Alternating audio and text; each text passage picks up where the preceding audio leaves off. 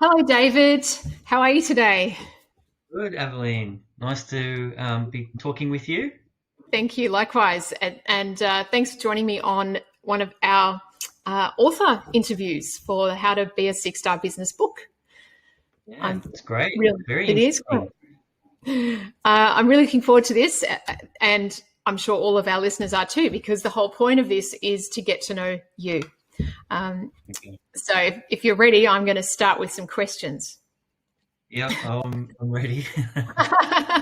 All right, to get us started, how about you start by telling everyone who you are, where you are in the world, who you serve in your work, and perhaps something that you like to do outside of work when you're not working.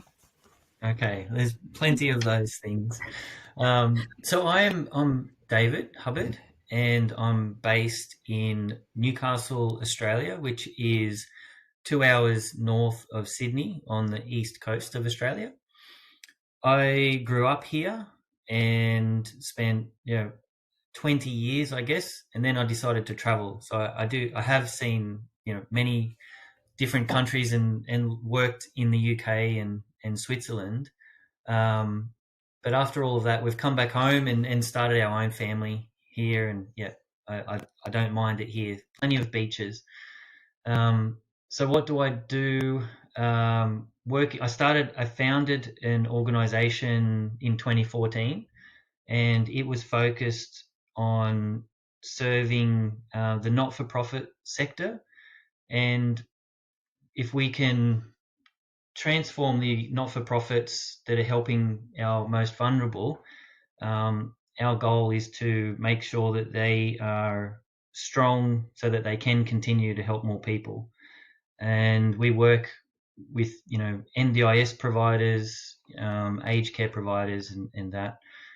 Um, and that's been our passion. It's linked to our purpose as far as why we're in business. We're accountants by trade, but we're linking accounting and the financial modeling with human behavior, and transformation comes from the humanized actions, and we're seeing great results.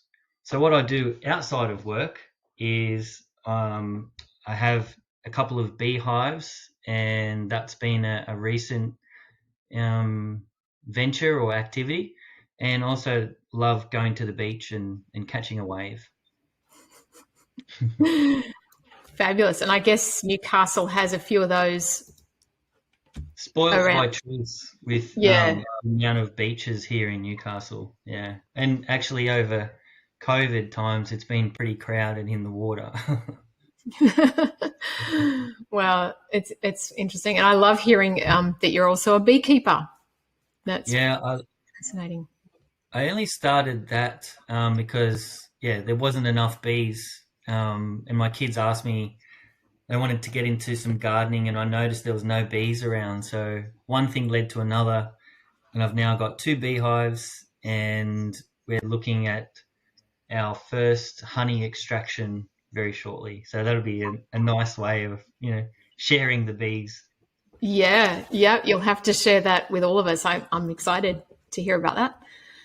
Um, I hope the honey can travel to anywhere. I hope there's enough honey to travel. Put it that way. Yeah, that's the thing. Yeah, enough honey. That'll be Hmm. good. And I actually I planted 100 native trees, because I thought I wanted to plant some native trees to look after the bees, and different times of year they all flower. So yeah, I've got pretty into it. Yeah, no, that's brilliant. So, tell me, how would you describe yourself in one sentence? In one sentence, Yeah. I'm quite uh, authentic, happy, and I like building relationships. Peeling away a few of the layers to somebody and having a curious, interesting conversation. Mm, fabulous. So, tell me, David, what's your chapter about in the book? My chapter is about. It actually is. It's about profitability, but Yeah. it's linking profitability to an organization's purpose and having that impact. So every organization, they've got a reason for being, and the chapter is talking about, to have the most impact, we have to be making a profit. Mm. And in the industries that I work in, it's not about just making a profit. It's about being sustainable, and we can't have an impact if we're not profitable.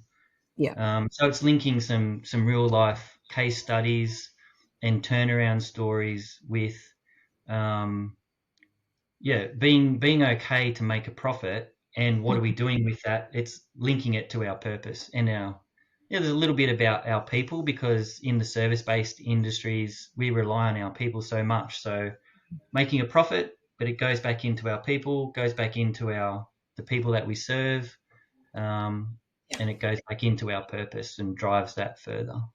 Wow, that's so important today, and becoming more, I guess, acknowledged. I think in conversations I'm having, and seeing what other businesses are needing, and so that's going to be a fascinating chapter to read. Yeah, look, it's based on seeing the worst, as far as experience. I don't write about the worst. I write about, what happens when you are, working towards that 6-star model. And what is 6-star? It's obviously, making a greater impact. And Mm. how do we do that? And there's a number of different things that make that up. In Yeah. reality, we have seen, the other side, the worst. And I Mm. think that drives me on to talk to more organizations before it's too late. Yeah. And they can have so many organizations are so passionate about, who they're serving and what they're doing, that they sort of don't want to talk about profit and understand, to survive, they need to be, and to be sustainable. So it's just creating that conversation with people being okay to make a profit, and not being afraid if they are a not-for-profit, um, Mm. to make some money, because sometimes they're using that to do things that aren't funded. Mm. What impact do you hope to make through your chapter? Mm. One of the impacts that I'd like to make is definitely for people to not be afraid, uh, to talk about it, and to understand if they are making, profits, where are those profits going? Like, how are we utilizing that profits to make an even greater impact? And how do we do that so that it's a sustainable model for no matter what type of organization it is, but it's a sustainable model over a long period of time, Yeah. and it doesn't necessarily rely on one source of funding. It's talking a little bit about, diversifying what's the key areas of profit. It's not just money either. We're talking about, making sure that everyone in your organization, is aware of what your purpose is, and that, they're looked after, and that the people that you're serving, like, what's their perspective? Are we delivering a quality service? And how are we engaging? I don't talk too much about engaging clients, but that's all the formula of what Yeah. profitability is. And I Yeah. think a formula of being 6-star as well. It's not just doing what you can, it's putting that extra care factor into what you're actually doing, because purpose of the organization is also linked to your own purpose. So my reason for being involved in the chapter is to increase, awareness for people, around the opportunity to even have a greater impact, Mm-hmm. um, and for people to have a conversation before it gets too late. If they're aware that maybe they're not on that track, they can Yeah. see, well, let's talk to someone so we can improve. Mm. That's wonderful. Um, what's actually, how did you feel when you were writing your chapter? Um, at first, I thought there was lots of different things I wanted to write about. Um, but I felt curious to know what everyone else was writing about. And I haven't read everyone's chapter. I read a few draft, and the stories that people have been talking about, they seem to have almost a common theme around their passion and why they're writing the chapter. So, how did I feel? I felt privileged in a way to be able to contribute with so many other great writers and sharing of their stories. I felt privileged to be able to be a part of that and to contribute my little bit. That's wonderful. And what inspired you to write on your topic in particular? What inspired me? A few things may have inspired me. One of the things is, I guess I'm drawing on some experience, and I would like to share that knowledge of what's working with other people and share some of the stories, the good news stories of the opportunities that people can have. And the other thing that would inspire me is just I've seen the amazing things that our clients and organizations that we've had the privilege to work with over time. I've seen the results, and organizations that may help, say, 100 people now helping 500 people in the community. And I've seen firsthand the impact that it makes. And I think our communities, our communities can be better and more linked with the relationships that we're building inside by having conversations. And look, my expertise is around the financial modeling and profitability, but my purpose is to help people, and I'm sharing both of those things in the chapter, and that's what inspires me to be involved in these sort of things, because I like helping people. Oh, I love it. And tell me, what's been the biggest gift to you on your journey, your working journey up to this point now? The biggest gift? Yeah, to get you to where you are now. Yeah. Yeah. Look, the biggest gift, one of the biggest gifts would be the relationships that I've built over time, and the experience that I've gained in working in my own business since 2014. And look, I haven't made all the right decisions, but I'm learning from each one. One of the other things that I've gained is the collaboration that we can have through the people we know and the networks we have. And I'm actually collaborating with a person that I've met through another channel, and we're collaborating, and we're actually going to give this client, if they accept this proposal, we're going to give them a lot more value than if I was doing it myself. And I've learned, that's a really good learning experience for me. And look, I don't know. There's a lot of things, I think. Seeing clients, like we've worked with clients over 5 years, and I think maintaining that special relationship that we have, knowing that the people that they're helping, we've actually contributed to that. It's not just a one-off. It's not been an ongoing thing. And look, we've learned as much as the clients have learned along the way. And every step of that way, we've been able to share our knowledge and add value. And so I think, there's a lot of different things. I'm still learning, so. Wonderful. And what would you say is the most important skill that you've learnt along your journey? Oh, my most important skill. One of the most important ones would have to be, it's got to be around dealing with people and relationship building, and being able to communicate what I think and understand what the customer thinks, so that we both understand, if I'm providing advice, how that comes across, and if I'm managing staff or talking to staff and creating expectations, how am I communicating that back to the client or to the staff? I mean, that's one of the biggest areas. Yeah. And that's such an important one, isn't it? I mean, our businesses are all about people. So learning about people and how to relate to them and how to understand them better is such a core skill.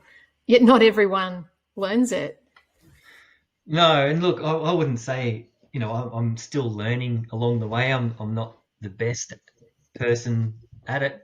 But at the same time, I care, and I care about relationships. I care about the outcomes that we have. So, I put a lot of time and effort into building those skills. Yeah. And look, like you said, we're people. We're all different. We're all got different personalities. But when you get a team of people inside or outside your organization really working well together, understand each other, can have great conversations, really good, innovative and great outcomes come from those sort of things. And I've been privileged to be able to be involved in some of those people and those groups over time. And it's been wonderful. Yeah. That's great. Tell me, David, what's been your greatest challenge on your journey to date? My greatest challenge, I would say, to serve more people, and I'm talking about scaling an organization, to make sure it's got the same sort of quality, consistency. That's been the greatest challenge, and we've scaled a little bit, and I think there's a lot more to go. So I think that is the greatest challenge. Yeah. The technical side of it is not. It's scaling an organization comes with a lot of different aspects, and from what I've seen, even in the organizations where I've been an employee and they've tried to scale, you've got different projects on the go, and getting to different levels. That's the biggest challenge. That's been the biggest challenge for me so far. Yep. It's a big one. All right. Last question. What does being 6-star mean to you, and why is it so important? 6-star, it means, in a way for me, it means that we're always striving for more, for better. And we're not just going to settle at, we've hit 5-star, that's the best. I'm thinking there's more we can deliver. And